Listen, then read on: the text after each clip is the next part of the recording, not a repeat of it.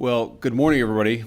And let me say a couple of notes of appreciation. First of all, to the Prime Minister of Pakistan and to Field Marshal Munir, who were both incredible hosts. And whatever shortcomings of the negotiation, it wasn't because of the Pakistanis who did an amazing job and really tried to help us and the Iranians bridge the gap and get to a deal.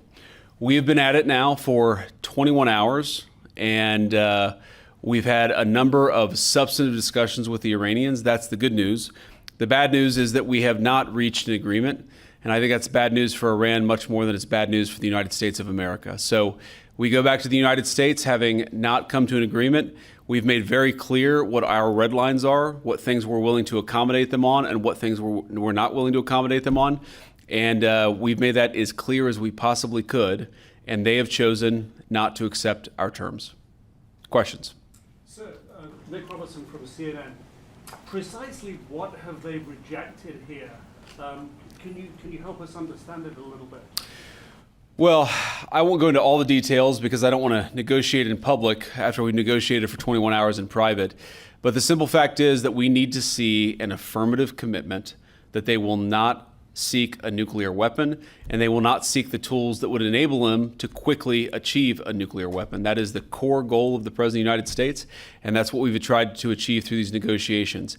Again, their nuclear program, such as it is, the enrichment facilities that they had before, they've been destroyed.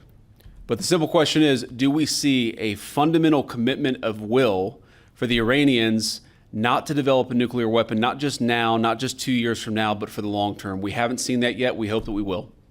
Jen. Was there a framework on anything? And also, did the Iranian frozen assets come up? And did you reach any conclusions on those frozen assets? We talked about all those issues, Jen, and we talked about a number of issues beyond that. And so certainly those things came up. But again, we just could not get to a situation where the Iranians were willing to accept our terms. I think that we were quite flexible. We were quite accommodating. The president told us, you need to come here in good faith and make your best effort to get a deal. We did that. And unfortunately, we weren't able to make any headway. Preston. Mr. Vice President, how often did you communicate with President Trump throughout the negotiations? There were reports that there were multiple rounds, where there were breaks in between negotiations. How often did you communicate with the president throughout those rounds, and what was he saying as you were going through these negotiations that you said fell short? Yeah, obviously we were talking to the president consistently. I don't know how many times we talked to him, a half dozen times, a dozen times over the past 21 hours. We obviously also talked to Admiral Cooper, to Pete, to Marco, to the entire national security team. We talked to Scott Bessent a number of times. So look, we were constantly in communication with the team because we were negotiating in good faith.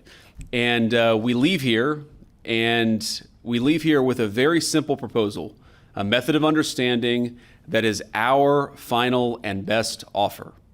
We'll see if the Iranians accept it. Thank you.